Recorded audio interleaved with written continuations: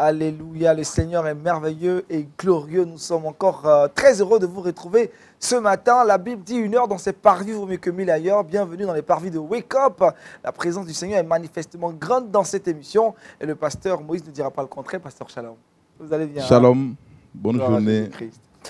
Les vendredis, nous recevons très souvent Mister Pont, d'accord, Roland Sambo. Et il est encore avec nous ce matin. Shalom Sambo. Shalom Aniel. On va bien? Toujours. La présence récente à Israël commence à rester aux Juifs. Hein, monsieur. Israël, je commence à être un juif, il reste juste, je vais laisser la barbe pousser. Bientôt, hein, Voilà. avec ton talit et tout ce qui va avec. Oui. Super, ça marche. Archidamani, Shalom. Shalom Aniel. On va bien? Dieu fait grâce, tout va bien. Pendant que Sambo ressemble aux Juifs, toi tu ressembles à qui? Au Kenya? Au Serbien, je dirais. Kate, bonjour, on va bien? Bonjour Aniel, bonjour tout le monde. Ça se passe bien, hein? Je vais super bien, je suis à ma place entre 4 hommes, mais ça va. Ouais, c'est bien, c'est bien. Allez, avec toi, on parlera de quoi aujourd'hui? Alors on parle de la pomme de terre cuite au four, la pomme de terre bouillie, le jus de la pomme de terre. Quels sont les bienfaits de ces différentes formes de pommes de terre pour notre organisme? Super. Archidamani? Oui, on ira cette fois-ci en Serbie, on parlera de bonnes œuvres. L'Église évangélique, l'Alliance évangélique a décidé d'aller soutenir certaines familles en deuil aujourd'hui. Donc on parlera, et dans le saviez-vous, nous parlerons encore des figures de style utilisées par Jésus-Christ dans la Bible. Avec Sambo, dans l'affiche. Israël 2023, ce moment important à ne pas manquer. Tout est fin prêt et il ne reste plus que vous pour faire partie de cette deuxième édition de la conférence internationale francophone. Pourquoi vous ne devez pas la manquer? C'est de cela que je parlerai aujourd'hui. Super. Avec le pasteur Moïse, nous allons ensemble méditer. Et c'est maintenant dans Méditons ensemble. Je propose une lecture dans l'Évangile selon Jean, chapitre 6, verset 11. Jésus prit les pains, rendit grâce et les distribua à ceux qui étaient assis. Il leur donna de même des poissons, autant qu'ils en voulurent. Amen. Amen. C'est intéressant de remarquer dans l'Évangile que chaque fois que Jésus bénit le poisson, Jésus donne du pain, il donne également du poisson. Au-delà du repas que nous aimons, parce que hier j'ai mangé un bon akéké avec un capitaine, c'est très bon. Bon poisson. C'est un très bon poisson. Poisson. Il y a beaucoup de symboles qui sont attachés au poisson dans la parole de Dieu.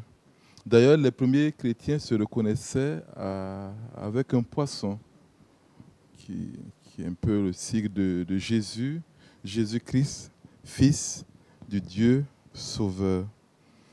Quelques caractéristiques du poisson qui peuvent nous aider dans notre vie spirituelle.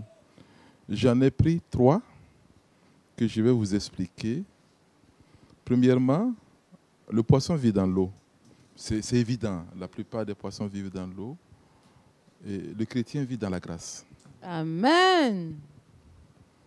Deuxièmement, la plupart des poissons n'ont pas de paupières, donc ils ne peuvent pas fermer les yeux. Ce qui nous invite à avoir un discernement et à veiller sur notre vue, notre regard. Troisièmement, enfin, le poisson grandit sans cesse. Et si notre croissance biologique s'arrête un jour, Jésus-Christ nous invite à grandir, à grandir, à grandir, jusqu'à atteindre la stature parfaite de Jésus-Christ, c'est-à-dire à grandir sans cesse. Je dis donc que le poisson vit dans l'eau et le chrétien vit dans la grâce. C'est par grâce que vous êtes sauvés, par le moyen de la foi. Amen. Et cela ne vient pas de vous, afin que personne ne s'enorgueillisse. Quelquefois, quand on va à la pêche, on voit que quand on tire un poisson hors de l'eau, il s'agite, il ouvre les branchies, il s'efforce de trouver de l'oxygène, il se débat jusqu'à partir. Et c'est la même chose quand nous quittons le terrain de la grâce et on croit qu'on peut plaire à Dieu par autre chose, par nos mérites, par nos capacités ou par nos réalisations. C'est par grâce. Et la grâce, quelquefois, dérange. La grâce dérange parce qu'on croit que nous méritons la grâce, mais pas l'autre. J'ai été longtemps pasteur dans un village. Et un soir, je rentrais sur ma moto. À quelques encablures du village, j'ai vu un jeune qui avait une réputation plutôt sulfureuse dans les contrées. Il n'avait pas une très bonne réputation. Le soir commençait à venir et il m'a demandé de le déposer au village. Je suis le pasteur du village. je l'ai pris sur ma moto et mon cerveau s'est mis à travailler.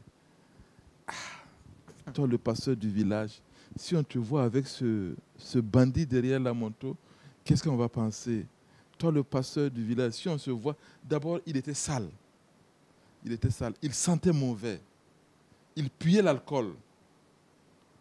Et chez nous, on ne croque pas la cola, ce n'est pas la même chose. Il était en train de croquer la cola. Et quand on était juste à l'entrée du village, il a pris une cigarette pour allumer. J'ai dit, ah là là, c'est mieux que je le descende ici pour passer. Et j'ai entendu une voix qui me dit, écoute-toi, sans ma grâce, tu n'es pas mieux que lui. Oh! Sans la grâce, nous ne sommes pas mieux que les prostituées, nous ne sommes pas mieux que les voleurs, nous ne sommes pas mieux que les drogueurs. Qu'est-ce qu'on a de plus? C'est par grâce. Paul a dit, par la grâce de Dieu, je suis ce que je suis. Et sa grâce envers moi n'a pas été vaine. Dieu nous fait... Le poisson vit dans l'eau. Et nous devons vivre par la grâce. Et nous devons savoir que tout ce qui nous arrive, c'est grâce. Grâce sur grâce. Et nous, autant on nous a fait grâce, autant nous devons apprendre à faire grâce aux autres.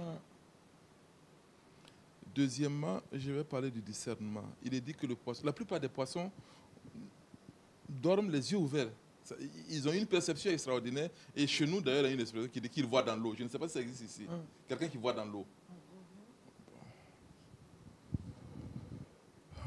Dans la Genèse, on dit de Isaac, à un moment que sa vue s'est affaiblie. Et c'est dramatique lorsqu'un saint père l'a vue. Vous connaissez l'histoire. Il va appeler son fils préféré, son fils aîné, en lui disant, tu sais, je vais bientôt mourir. Va me chercher un bon gibier, prépare-le. Je vais manger, je vais te bénir. Il a été trompé. C'est dramatique quand on trompe un saint. Parce que sa vue a baissé. Et quelquefois, je pense que nos appétits aussi peuvent baisser notre vue. Et nous perdons cette acuité que le Seigneur nous a donnée à discerner les choses, à savoir ce qui est juste et ce qui n'est pas juste. Isaac savait ce qu'il devait faire. Isaac savait qu'il devait être béni. Mais ses appétits l'ont amené à fermer les yeux sur la pensée de Dieu et la parole de Dieu. C'est vrai qu'on a pu récupérer les choses, mais Isaac a été blessé et la famille a été meurtrie à cause de cela. Quand il dit « je vais te bénir et je vais mourir », je ne crois pas qu'il est dans le vrai. Parce qu'il va vivre encore 25 ans. Il va vivre 25 ans. Qu'est-ce qui dirige mes choix? Est-ce que comme le poisson, je vois clair? Quand je dois faire un... Est-ce que je discerne réellement? Il est dit pourtant de Moïse, à l'âge de 120 ans, que sa vue n'a pas baissé. Il a gardé son acuité visuelle. Qu'est-ce qui dirige mes choix? Dans le livre de la Genèse, on voit le diable ouvrir la vue. Dans la séduction, à un moment, Ève a vu que l'arbre était bon à manger. C'est l'action de l'ennemi. Et quelquefois, l'ennemi va travailler sur notre vue. Qu'est-ce que je regarde? Et Job dit que le cœur suit les yeux. Mon cœur est attaché à mes yeux. Ça veut dire que quand l'œil a vu, le cœur s'en va. Qu'est-ce que je regarde? Est-ce que ma vue, c'est comme la vue du poisson? Est-ce que je discipline ce que je regarde? Est-ce que ma vue est gouvernée par l'Esprit de Dieu? Ou bien je me laisse emporter? On dit de Paul, quand Dieu l'a appelé, je l'envoie ouvrir la vue aux nations. Donc, autant Dieu veut ouvrir les yeux, autant le diable veut ouvrir nos yeux. Et en pensant au poisson, on se rend compte que c'est mieux d'avoir cette acuité que Dieu donne. Voir les choses comme Dieu voit. Dans Hébreu, on parle de ceux qui voyaient l'invisible. Par la foi, on voit l'invisible et on agit dans ce sens. Donc, chers téléspectateurs, qu'est-ce que nous regardons? Comment nous discernons les choses? Qu'est-ce qui est important pour nous? Moïse, je reviens à lui, on dit qu'il n'a pas regardé le faste et la gloire de la maison de Pharaon. Il a préféré partir souffrir avec les enfants d'Israël. Ça, c'est une perception spirituelle. Qu'est-ce que je regarde? Le poisson ne ferme pas les yeux. Et tu dois avoir les yeux ouverts par l'esprit. Vers la fin de la Bible, je pense que c'est à l'église de Laodicée, il dit que mais, tu crois que tu es riche, tu crois que tu es puissant, tu n'as besoin de rien, tu ne sais pas que tu es pauvre, aveugle et nu. Bon, généralement, quand on est nu et qu'on est aveugle, on sait qu'on est nu quand même. Mais là, on est aveugle, mais on ne sait même pas qu'on est nu. Parce qu'on a perdu la perception spirituelle. Que Dieu nous donne de garder cette acuité-là, de voir l'invisible, de voir l'au-delà et de chercher les choses qui demeurent pour l'éternité, comme le poisson. Enfin, le poisson grandit sans cesse. Et ça, c'est une invite à une croissance spirituelle continue. On n'est jamais parvenu. Je ne pense pas qu'il y ait un stade où on peut dire « Ah, maintenant, nous sommes des chrétiens, classe exceptionnelle, 3e classe, 4e échelon, on est à la porte du paradis, tout est assuré. » Non. Je me dis que plus on vieillit, plus il faut faire des efforts pour être près du Seigneur. Et comme j'ai mangé du bon poisson hier soir, demandons à Jésus de nous donner du bon poisson. Donne-nous notre poisson de ce jour. Amen. Amen. Amen. Sombo, as-tu reçu ton poisson de ce jour? Ouais, je l'ai reçu. J'ai reçu un très gros poisson. Je dirais un capitaine. Et voilà, béni soit le nom du Seigneur pour cette exhortation qui nous fait du bien. Partir des trucs simples et puis faire un rapprochement avec la parole de Dieu. Le poisson vit dans l'eau. Le chrétien vit par la grâce. Et Paul dit, je puis tout par celui qui me fortifie. C'est-à-dire que ce n'est pas notre intelligence, ce n'est pas notre capacité, ce n'est pas notre force qui nous permettra d'aller en Israël. C'est la grâce de Dieu. Et tout ça, quand on comprend ça, on n'est plus dépendant de nos facultés. Parce que le monde veut nous faire croire qu'on a un travail parce qu'on est trop intelligent. On est marié parce qu'on est trop belle. On a des enfants parce qu'on a le mérite. Tout ça, c'est la grâce de Dieu. Je dis chaque matin à Dieu, Seigneur, je suis victime de ta grâce. C'est ta grâce qui me permet d'être ce que je suis. Je ne suis meilleur que personne. C'est pourquoi je n'ai jamais aimé les concours de compétition, parce que c'est sur la base de quoi on peut estimer que je suis mieux ou bien que tel autre est mieux que moi. Je dis que la grâce de Dieu nous permet d'être ce que nous sommes. Et il faut rester humble pour savoir que c'est la grâce de Dieu. Le jour où Dieu va nous enlever la grâce du souffle de vie, ce corps-là va retomber juste comme une enveloppe. C'est la grâce de Dieu. Merci Seigneur. Amen. Amen. Kate. Pasteur, est-ce qu'on peut perdre la grâce? Paul dit, par la grâce de Dieu, je suis ce que je suis. Et sa grâce pour moi n'a pas été vaine. Oui, je pense que la grâce peut être vaine, comme Paul l'a dit. À un moment, il a dit de Démas, Démas m'a abandonné pour l'amour du siècle présent. Il est allé à Thessalonique. On voit non seulement il est en peine pour Démas, mais il a peur aussi pour l'église de Thessalonique. Parce que qu'est-ce qu'il va aller faire là-bas? C'est un contre-exemple. Nous sommes adoptés. Dieu ne renie pas son adoption. Mais nous avons aussi la liberté de ne pas entrer. Jérusalem, Jérusalem. Combien de fois j'ai voulu réunir, comme une poule rassemble tes enfants, mais tu n'as pas voulu. Est-ce qu'il y a des signes qui peuvent nous alerter sur vraiment la grâce qui nous a quittés? Est-ce qu'il y a des signes qui doivent nous faire dire « Ah, attention, la grâce, je suis en train de perdre la grâce ». Relisons la vie de Samson. Relisons la vie de Samson. Quand on nous réussit, on croit qu'on va toujours réussir. Et cette phrase me fait peur. Samson ne savait pas que l'esprit l'avait abandonné. Et ça fait peur. Et particulièrement pour nous prédicateurs, parce qu'on est des professionnels, les fonctionnaires de Dieu. On sait faire les choses, on a un verset pour chaque situation, on connaît ce qu'il faut dire, et on perd la communion avec Dieu. Et on commence à travailler par nous-mêmes. C'est un peu de la routine. Et ça, c'est dangereux. Vivons de la grâce. C'est comme une plante. Si on fait sortir le poisson de l'eau, il va mourir. Et quand on va quitter la grâce, c'est fini. On est fini. Amani. Ouais, ce que vient de dire le pasteur m'a un peu fait peur aussi, parce que voilà, Samson ne savait pas que l'Esprit de Dieu l'avait quitté. Donc ça veut dire que on peut courir là, on peut être un moyen de salut de plusieurs, peut nous-mêmes se perdre. On peut se perdre. Oui. Aristide. Que le Seigneur nous aide. Ça va aller. Ouais. Vous allez prier pour nous ce matin, pasteur. Priez que Dieu nous aide déjà à avoir nos différents poissons. Chacun ici veut avoir un type de poisson. On voit parler de capitaine. Kate, c'est un cellule. Toi, c'est quel type de poisson? Pourquoi c'est toi qui as décidé que c'était un cellule? Pourquoi il décide mon poisson? Un petit poisson cap. Des alevins. Poisson cap. Moi, je veux un requin. Vous allez... Mais en fait, la grâce dérange. La grâce, c'est un concept qui dérange. Ma grâce dérange. Agnel, il me donne un poisson. Faites la prière, pasteur, s'il vous plaît. Seigneur, merci pour ta grâce. Nous sommes ce que nous sommes par ta grâce. Apprends-nous à être humbles et à dépendre absolument de cette grâce. Bien souvent, nous trébuchons, nous tombons, nous nous révoltons, nous murmurons. Pardonne-nous.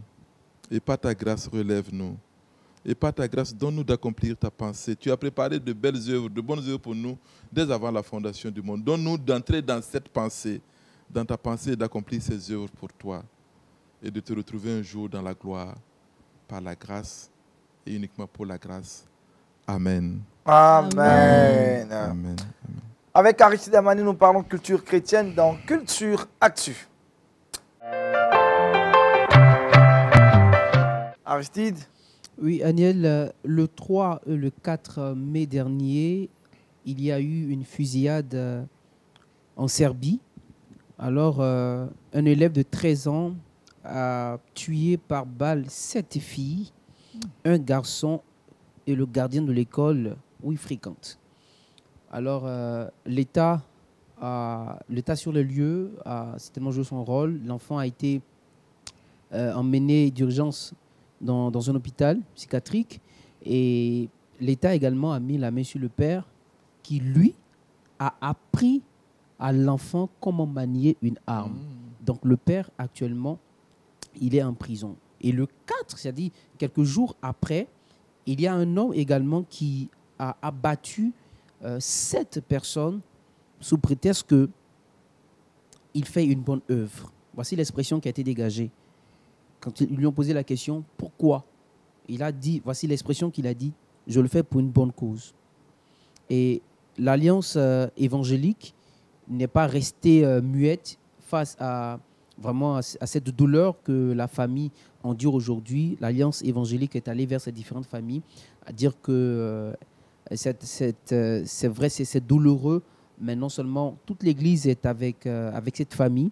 Et l'Alliance évangélique a profité de l'occasion, non seulement prier pour ces différentes familles et aussi leur apporter le soutien financier, un soutien moral, afin que cette famille, Dieu puisse encore les consoler. L'amour du prochain. Hein. Oui, bonne œuvre à saluer en tout cas. Œuvre à saluer. Mais vraiment, je pense que c'est une histoire très, très, très triste. On peut le voir. Comment est-ce qu'un enfant de 13 ans peut avoir en lui le sentiment d'ôter la vie à 7 autres personnes. Et c'est là que nous disons que Jésus est la solution du monde. Quand la Bible dit « enseigne l'enfant selon les Écritures, quand il grandira, il ne s'en détournera pas ». Pourquoi est-ce que la loi décide d'arrêter le père? Parce qu'on estime que le père n'a pas joué son rôle. Combien sont ces pères aujourd'hui qui sont irresponsables, qui ne jouent pas leur rôle, qui n'éduquent pas leurs enfants selon le chemin, selon la volonté de la parole de Dieu. Et nous disons que l'Église doit se réveiller. Nous ne devons pas seulement rester dans nos 4 murs. J'ai vraiment aimé le témoignage du pasteur. Quand il parlait de ce personnage, de cette personne avec un mauvais témoignage qu'il a pris sur sa moto, et alors qu'il s'inquiétait, Dieu lui dit, écoute, tu es ce que tu es par ma grâce. Combien de personnes sont en train de mourir dans le monde simplement parce que nous estimons que nous sommes meilleurs que eux et que nous n'allons pas vers eux pour leur présenter la grâce dont nous avons été victimes. Je dis toujours que toutes ces personnes qui sont en train de faire du mal, nous poserons un jour la question devant Dieu, Seigneur, quand j'avais voulu entendre, il n'y avait personne pour m'annoncer l'évangile. Parce que si nous annonçons l'évangile assez, le nombre de personnes qui font le mal va réduire. Dans un environnement, quand les gens n'annoncent pas assez l'évangile, il va toujours avoir de ces genres de trucs-là. Et je pense que c'est un témoignage qui doit nous donner davantage de parler de Jésus, de présenter la grâce du Seigneur. Les gens ont besoin de Jésus pour que leur vie et leur cœur soient changés. Amen. Kate? Vraiment, c'est comme son mot vient de le dire, c'est déplorable de voir un enfant tuer d'autres enfants, d'autres personnes. Mais en même temps, on voit le soutien de l'Église. Je pense que c'est ce que l'Église doit faire. Aller vers ces personnes-là, leur parler de Jésus. C'est notre rôle de parler, d'annoncer Jésus. Et parfois, ce genre d'événements, ce genre de situations sont des moments propices pour nous d'annoncer l'Évangile. Et je crois que c'est ce que nous devons faire aujourd'hui, partout où nous sommes. Voilà. C'est à saluer, c'est un acte à saluer. Pasteur? Bon, annoncer l'Évangile, c'est notre devoir. Mais c'est le ravage du péché aussi. Hein. C'est le ravage d'une vie sans Dieu. Et notre responsabilité est engagée. Nous devons simplement annoncer l'évangile, essayer autant que faire se peut dans le lieu où Dieu nous a placés. On ne peut pas sauver le monde entier, mais on peut au moins annoncer l'évangile à un voisin, annoncer l'évangile à un collègue. Au moins, là, on va faire bonne œuvre.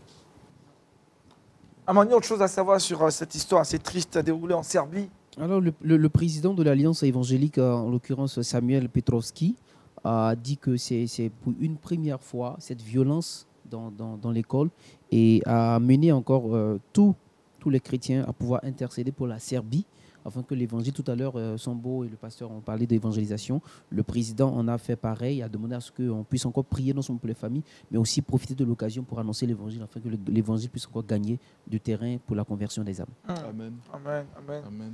On prie donc pour ces familles éplorées, que Dieu fortifie et console ces mères et mais aussi ces pères qui ont perdu leurs enfants. 7 enfants tués, puis un autre encore qui, sans raison aucune, a dit il accomplissait une bonne œuvre. Une bonne œuvre. Pour le diable, ce monsieur, Ouais. c'est une inspiration diabolique, cet acte qu'il a Il posé. pensait que c'était un jeu vidéo. Ouais, 13 ans. c'est terrible ça. On va parler de bonnes choses, de bonnes nouvelles avec Sambo. On partira en Israël avec lui. Il nous dira davantage pourquoi ne pas manquer cette deuxième édition de la conférence francophone internationale. C'est maintenant à l'affiche. Sambo, avec toi, on est en Israël. Effectivement, nous sommes en Israël et très content de me retrouver encore sur ce beau plateau de Wake Up avec le pasteur. Merci beaucoup pour le message qui nous fait toujours du bien. Moi, chaque fois que je viens ici, le Seigneur me fait un bien particulier avec le message. Alors, nous sommes à Wake Up. Et je pense que Wake Up, c'est en anglais, qui veut dire réveille-toi. Pourquoi partir en Israël? Partir en Israël parce que la francophonie a besoin de Wake Up. La francophonie a besoin de se réveiller. Justement, nous partons en Israël pour 3 raisons. La première raison, c'est de permettre à toutes ces personnes qui connaissent le Seigneur Jésus-Christ de pouvoir découvrir les sites historiques bibliques qui ont marqué la vie et le parcours de notre Seigneur Jésus-Christ. Un homme devant une piscine qui s'appelle la piscine de Bethsaïda était malade depuis 38 ans et il attendait le mouvement de l'ange parce qu'on dit que chaque fois, il y avait un ange qui arrivait dans cette piscine-là et les personnes, ou la première personne qui entrait était guérie. Et lui, devant cette piscine, 38 ans, n'avait pas été guéri. Il avait juste besoin de quelqu'un pour le pousser. Tu entends parler de cette histoire, mais est-ce que tu as déjà vu la piscine de Bethsaïda? Je l'ai vue de mes propres yeux à la première édition de la conférence internationale francophone. Du coup, lorsque je vous parle de cette piscine, j'ai ce que la Bible me dit, mais j'ai aussi ce que j'ai vu parce que la Bible le dit, une manière de vous dire que ce ne sont pas des histoires ramassées qu'on nous a racontées, ce sont des histoires vraies. Donc tous les sites historiques bibliques dont parle la Bible sont vrais. Et nous voulons inviter tout le corps du Christ à nous rejoindre pour cette deuxième édition de la conférence internationale francophone pour premièrement découvrir les sites historiques bibliques. D'aucuns me diront, je suis déjà allé en Israël où je n'ai pas besoin de voir ces sites. La deuxième raison, c'est une raison spirituelle. Nous parlons de wake up, nous parlons de réveil. Et je l'ai dit, c'est le tout premier ou la toute première fois dans l'histoire de la francophonie qu'un voyage pareil est organisé et qui regroupe tout le corps de Christ de la francophonie. Nous n'avons pas la prétention d'être les meilleurs. Nous disons simplement gloire à Dieu qui nous fait cette grâce à Lumière du Monde Télévision d'organiser ce voyage. Ce voyage a pour but principal de réunir tous les chrétiens de la francophonie ou en Israël, parce que c'est là que tout a commencé. C'est là que l'évangile a commencé à être annoncé à l'humanité. Alors nous nous retrouverons sur ce territoire pour crier à l'Éternel pour le sort de la francophonie. Vous avez entendu le témoignage qui a été annoncé tout à l'heure. Comment un enfant de 13 ans peut-il saisir une âme et puis tuer, arracher la vie à 7 autres personnes? C'est grave. Jésus revient bientôt. Le diable comprend qu'il n'y a plus de temps à perdre. Il faut détruire au maximum. Que faire les chrétiens de la francophonie? Ben, on doit se lever dans la prière. On doit se lever pour crier au Seigneur. Amen. On doit se lever pour demander à Dieu d'intervenir. Et ça se fait avec qui? Avec le corps de Christ. Avec toi, avec moi, que tu sois au Burkina, en Côte d'Ivoire, au Sénégal, que tu sois chrétien, pasteur, apôtre, prophète, docteur, évangéliste, peu importe ta dénomination, ce voyage te concerne. Nous nous retrouverons donc en Israël. Ça sera du 28 septembre au 6 octobre 2023. pour ce moment de gloire. Le cœur de louange sera également avec nous. Ce ne sera pas seulement des temps de visite parce que, comme je l'ai dit, nous aurons également des temps de prière, des temps d'édification où nous allons prier pour nos assemblées, nous allons prier pour nos vies, nous allons prier pour nos familles, nous allons prier pour l'Afrique francophone, nous allons prier pour la francophonie, nous allons prier pour le monde entier pour que la gloire de Dieu soit annoncée. Donc du 28 septembre, vous devez marquer cette date dans votre agenda, du 28 septembre au 6 octobre, pour vous qui travaillez, commencez donc à prendre vos congés en fonction, parce que quelque chose va se passer en Israël. Du 28 septembre au 6 octobre 2023, et les inscriptions ont commencé, se poursuivent et se termineront le 31 juillet. La troisième raison, nous disons que nous ne sommes pas seulement que des chrétiens spirituels. La Bible dit, tel il est dans les cieux, tel nous sommes sur la terre. Donc nous devons également manifester la gloire de Dieu sur la terre. C'est pourquoi nous allons permettre aux chrétiens, aux hommes d'affaires chrétiens de notre délégation, créer un contact pour qu'ils rencontrent les hommes d'affaires de la chambre de commerce israélienne. 3 raisons principales pour lesquelles vous ne devez manquer sous aucun prétexte ce voyage en Israël, et ça sera du 28 septembre au 6 octobre 2023, autant pour moi.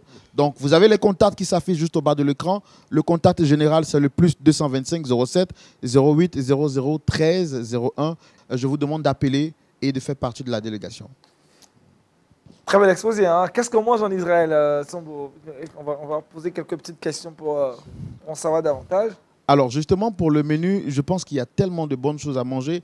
Et permettez-moi de le dire, c'est vrai qu'Aniel, cette question te fait sourire. Effectivement, il me taquine souvent, disant que j'ai pris du poids, mais tout est parti d'Israël.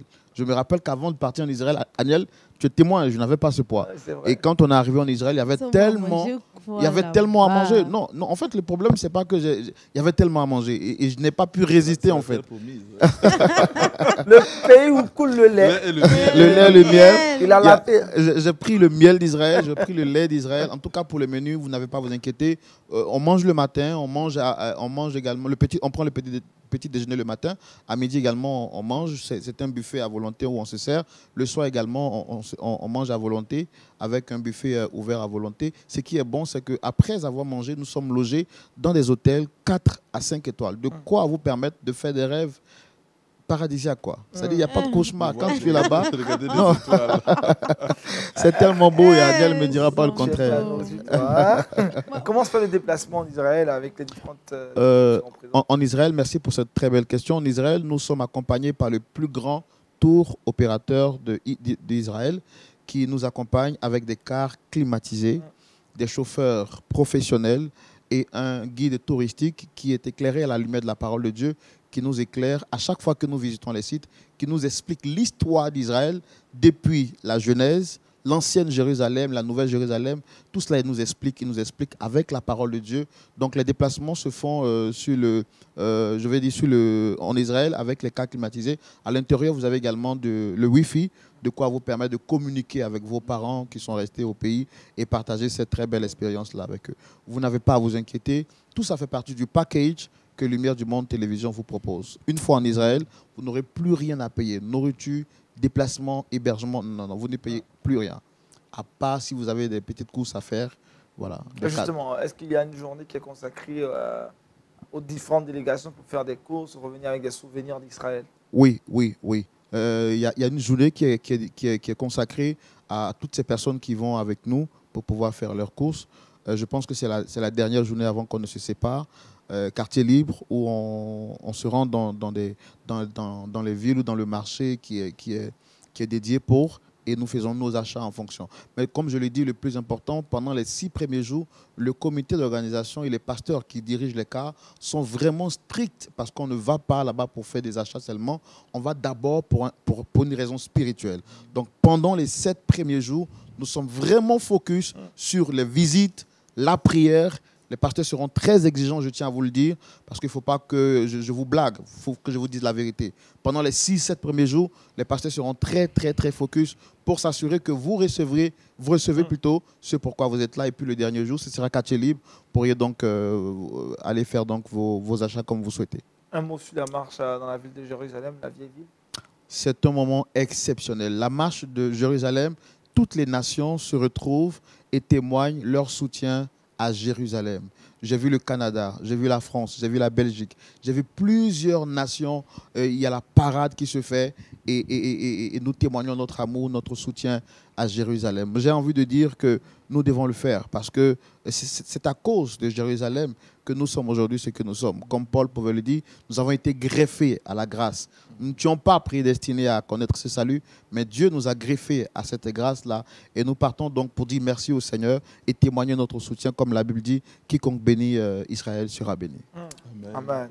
Amen. Deux questions pour finir. Vous avez des questions? Moi, j'ai une Ça va, question correct? rapidement. Je parle français, je suis dans un pays anglophone. Je vais participer. Comment je fais? So you don't have to worry if you come from USA. There is you will find some people who will be there to translate everything for you. Je suis juste en train de vous dire que si vous parlez le français ou l'anglais, vous n'avez pas à vous inquiéter. Nous avons des interprètes qui seront là et qui vont vous aider à comprendre et à traduire tout ce qui sera dit, que ce soit en français ou que ce soit en hébreu. Ou bien peu importe la langue, nous avons des personnes qui sont dans l'équipe parce que Lumière du Monde Télévision est une télévision internationale et professionnelle. Donc nous faisons les choses dans les règles de l'art, peu importe votre langue. Si vous voulez être avec nous, il y aura des interprètes qui vont nous accompagner pour cette deuxième édition. Shalom. Shalom Aleichem. Alors, on a terminé avec notre Israélite, notre Juif. On va parler maintenant des choses de la terre. En fait, je dis qu'on va parler de la pomme de terre. Ah, et c'est avec Kate dans le Trickbox.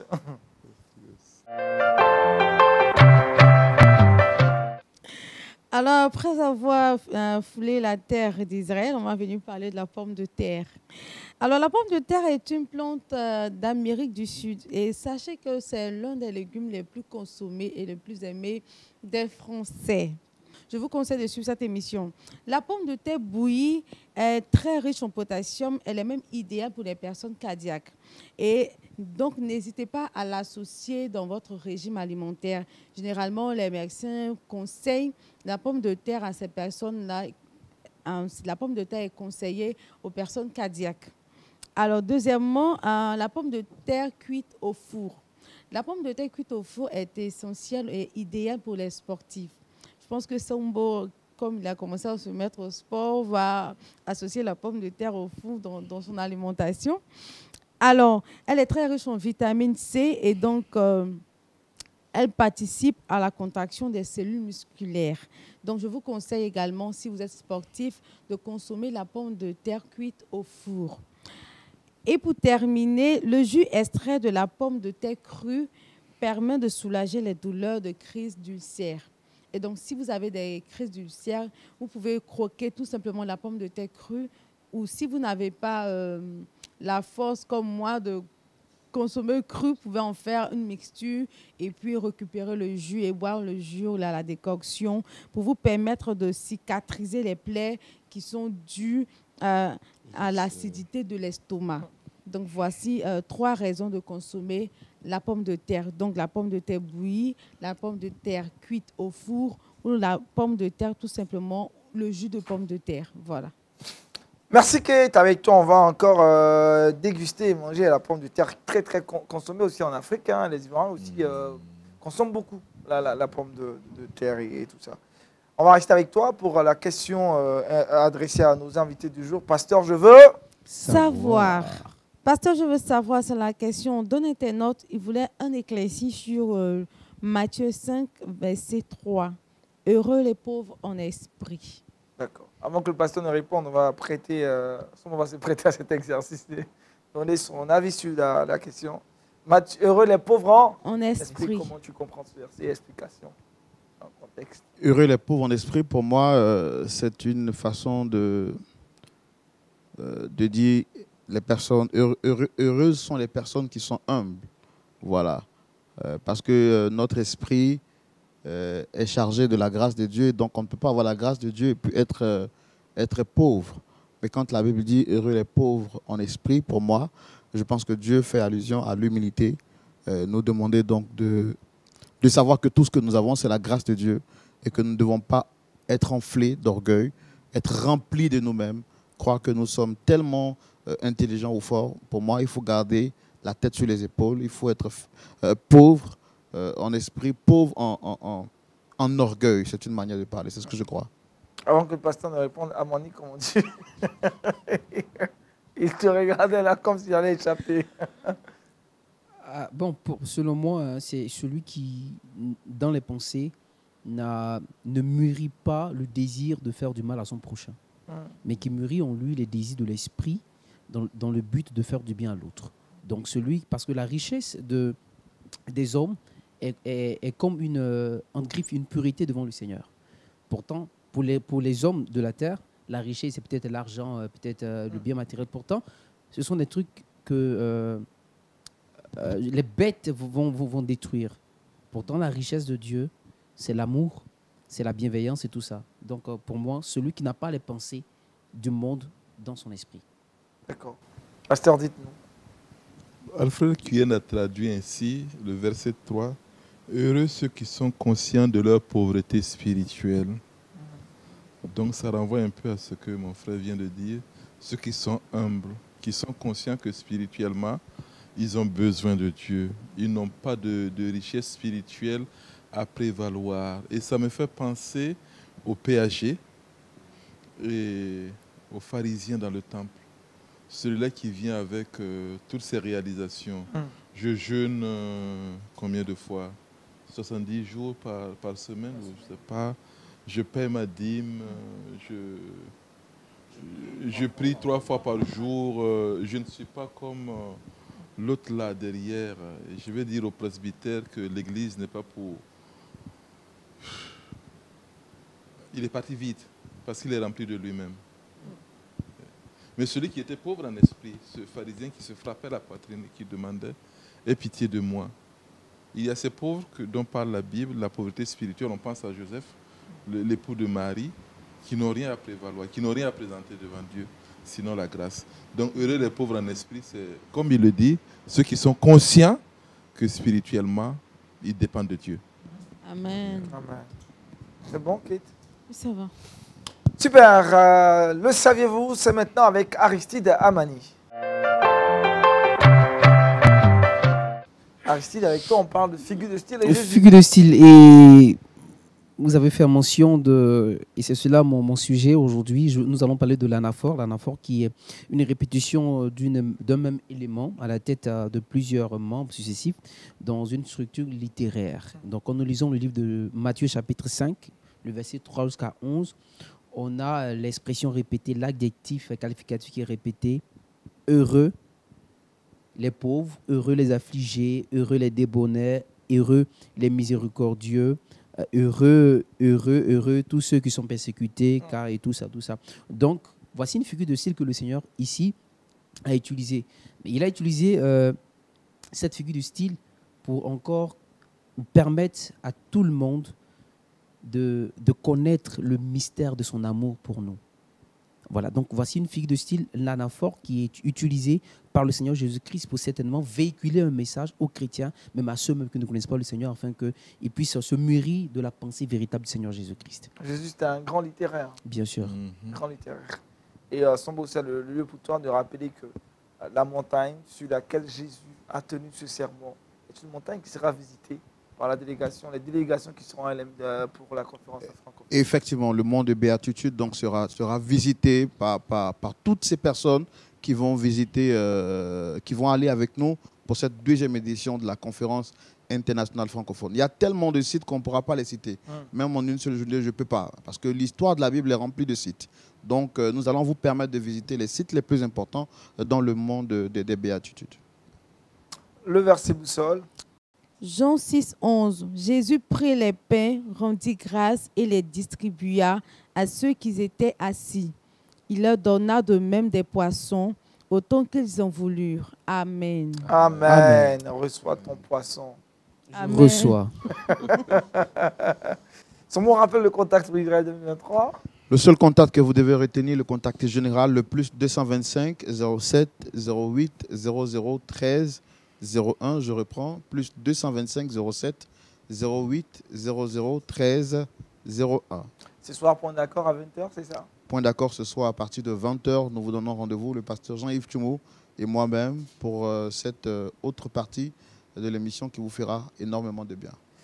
Merci, Pasteur Moïse. Merci à Merci, Sambo, Daniel. notre invité du jour. Merci à Kate. Merci à Archid Amani. Merci à toute la team, en tout cas, qui a travaillé sur cette émission durant toute cette semaine. On vous dit bonne chance et la fils. On vous dit que bonne journée, que je vous accompagne. Marca.